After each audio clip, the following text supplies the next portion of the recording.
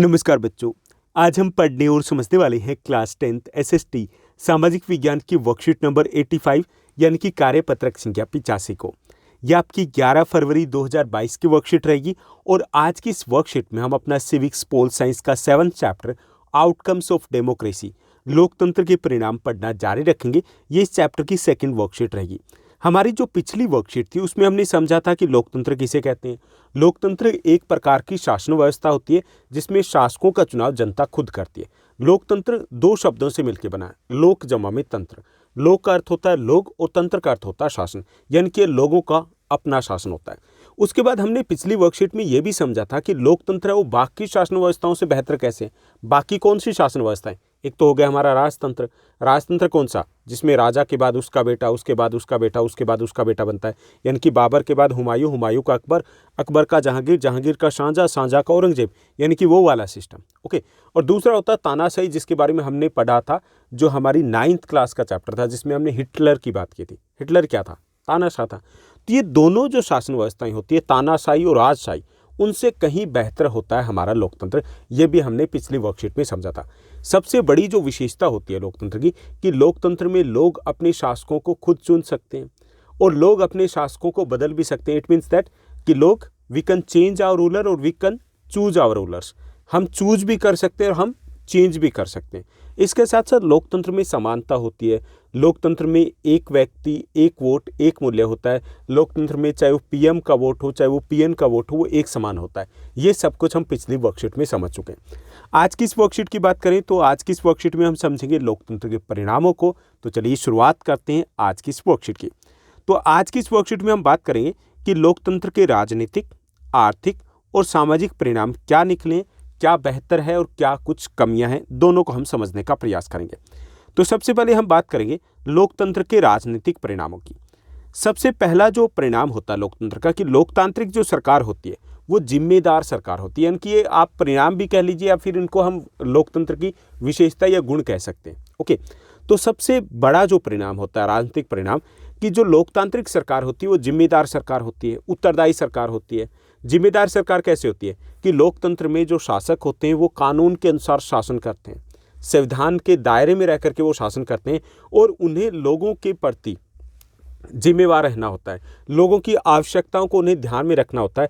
लोगों की जो आवश्यकताएं होती हैं उनके अनुसार उन्हें कार्य करना होता है। क्यों करना होता है? क्योंकि यहाँ पर चुनाव होते हैं। चुनाव होते हैं तो लोकतंत्र में जो भी पॉलिटिकल पार्टी होती है उसे चुनाव जीतने के लिए वोट मांगने होते हैं, उसे वोट प्राप्त करने होते हैं। अगर वोट कहाँ से मिलेंगे? जब वो जनता की उम्मीदों के ऊपर खरा उतरेंगे। तो इसलिए ये जो सरकार होती है वो जिम्मेदार सरकार होती है, ऑटोमेटिकली जिम्मेदार होती है। जबकि तानाशाही की बात करें, राजशाही की बात करें, तो वहाँ उनको कौन से वोट लेने होते हैं? इलेक्शन तो होते ही नहीं ना वहाँ, तो वहाँ तो उनको वोट भी नहीं लेने। वोट नहीं लेने तो वो इतने ज़्यादा जिम्मेदार नहीं होते, ना ही वो जिम्मेदारी के साथ अपने शासन को संभालते। यहाँ पर जो गवर्नमेंट होती है वो ज़्यादा सीरियस होती है।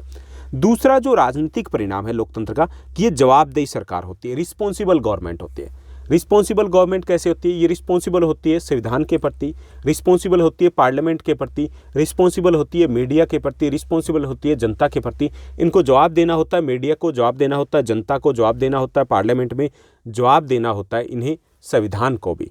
तो इसलिए ये सरकार ज़्यादा जवाबदेह होती है। ये नहीं कह सकते कि ये हमारा काम नहीं है, उससे पीछे नहीं हट सकते। जैसे अभी की बात करें तो कोविड-19 के टाइम में तो गवर्नमेंट ये थोड़ी कह सकती कि हमारी जिम्मेवारी नहीं है, या शिक्षा व्यवस्था की बात करें तो गवर्नमेंट ये थोड़ी कह सकती है हमारी जिम्मेवारी नहीं है, क्योंकि यहाँ पर गवर्नमेंट बाउंड है कि कुछ कार्य करने वो सरकार की जिम्मेदारी बनती है। अगर वहाँ पर कुछ गड़बड़ होता है तो भी वो सरकार की जिम्मेदारी बनती है।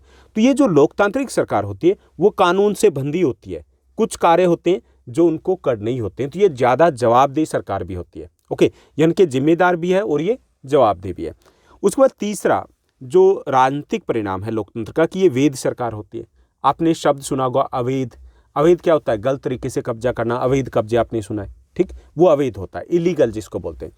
जबकि ये जो लोकतांत्रिक सरकार होती है वो इलीगल नहीं होती, लीगल होती है, वैध सरकार होती है। क्योंकि इसे राजशाही या तानाशाही की तरह थोपा नहीं जाता, कोई ज़बरदस्ती का शासक नहीं बनता। जो भी हमारी सरकार में सीएम बनते हैं, पीएम बनते हैं, उसे हम चुनते हैं, जनता चुनती है, अपने में से चुनती है। हम सभी लोग मिल करके उसको वोट डालते हैं, उस पॉलिटिकल पार्टी को, और वहाँ के बनने वाले एमपी को, एमएलए को, तभी जाकर के वो आगे पहुंच पाते हैं ना। तो ये वेद सरकार होती, थोपी हुई सरकार नहीं होती। यानी कि ये हो गए हमारे 3 राजनीतिक परिणाम कि जो लोकतांत्रिक सरकार है वो जिम्मेदार सरकार होती है, उत्तरदायी सरकार होती है और वो वेद सरकार होती है। उसके बाद हम बात करेंगे आर्थिक परिणामों की। लोकतंत्र के अगर आर्थिक परिणामों देखें तो सबसे पहले हम बात करेंगे आर्थिक समृद्धि और विकास। लोकतंत्र की ये जो पहलू है इसमें थोड़ा सा हम कहेंगे कि थोड़ा सा गड़बड़ है सरकार लोकतांत्रिक, क्योंकि अगर हम पिछले 50 वर्षों में तुलना करें गैर लोकतांत्रिक सरकार की नॉन डेमोक्रेटिक गवर्नमेंट की डेमोक्रेटिक गवर्नमेंट के साथ, तो इसमें जो नॉन डेमोक्रेटिक गवर्नमेंट है वो थोड़ी सी आगे निकली हुई है। यानी कि वहाँ पे विकास, आर्थिक विकास है वो ज़्यादा हुआ है किसकी तुलना में, लोकतांत्रिक सरकार की तुलना में।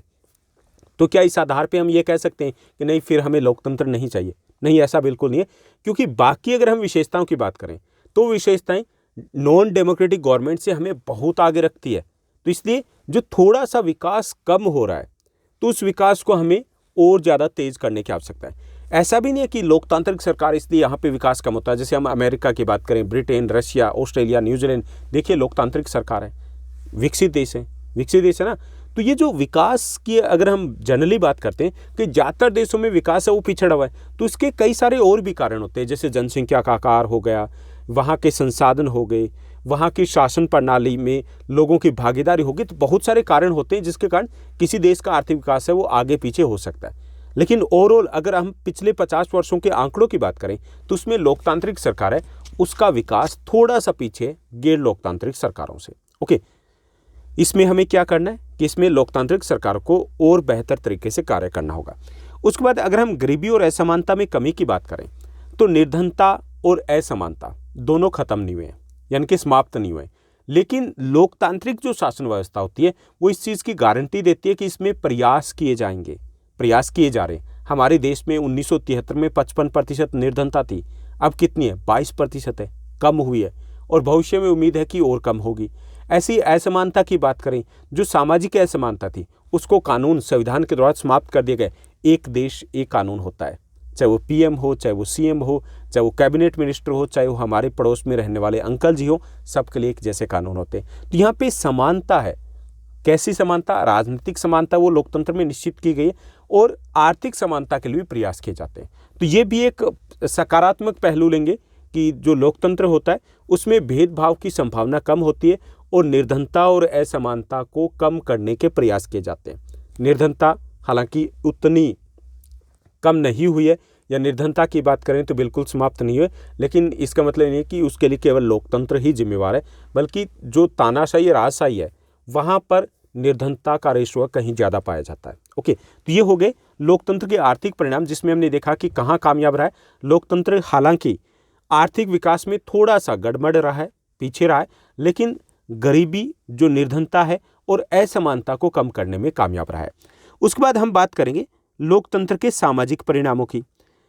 सबसे पहला जो सामाजिक परिणाम है लोकतंत्र का कि ये सामाजिक विविधता में सामंजस्य बिठा करके चलता है। लोकतंत्र में जो कोई भी देश हो, जैसे हमारे देश के एग्जाम्पल हम ले सकते हैं कि हमारे देश में विविधता अधिक है। हम धर्म के आधार पे, जाति के आधार पे, भाषा के आधार पे या फिर जो क्षेत्रीयता है उसके आधार पे हम अलग अलग हैं, विविध हैं, बहुत अधिक विविधता पाए जाते हैं। लेकिन लोकतंत्र जो है वो इन आधारों पे भेदभाव नहीं करता। सभी नागरिक, चाहे वो किसी भी जाति, रंग, रूप, आकार, प्रकार, भाषा, धर्म, किसी भी प्रकार का, किसी भी वर्ग से संबंधित क्यों ना हो, सबके एक जैसे अधिकार हैं, सबके लिए एक जैसे कानून है, सबके लिए एक समान अवसर प्रदान किए जाते हैं। तो ये जो लोकतंत्र होता है वो सामाजिक विविधता में तालमेल बिठा करके आगे बढ़ता है। इसमें टकराव, ऐसा नहीं कि टकराव नहीं होगा, सामाजिक विविधता होगी तो वहाँ टकराव हो सकता है, लेकिन टकराव को कम करने के प्रयास है वो यहाँ पर किए जाते हैं। तो ये एक बड़ी सफलता है कि जहाँ पर विविधता अधिक है उस देश में जो सबसे अच्छी शासन व्यवस्था होती है वो लोकतंत्री होता है। जहाँ पर जो नॉन डेमोक्रेटिक गवर्नमेंट होती है, गैर लोकतांत्रिक सरकार होती है, वहाँ पर इस प्रकार से किसी एक वर्ग विशेष के साथ भेदभाव किया जाता है। एक वर्ग विशेष है उसको फ़ायदा पहुँचाया जाता है।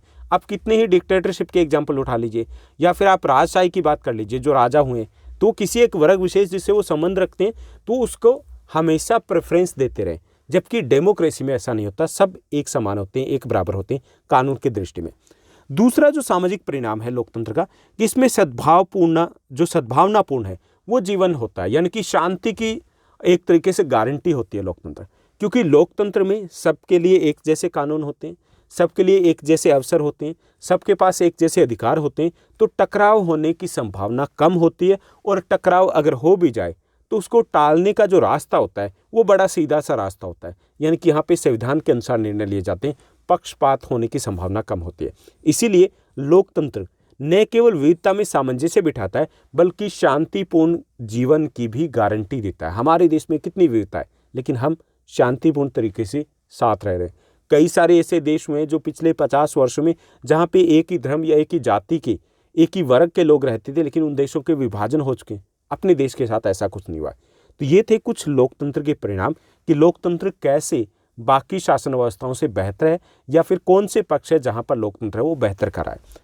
अब हम बात करेंगे प्रश्नोत्तर की।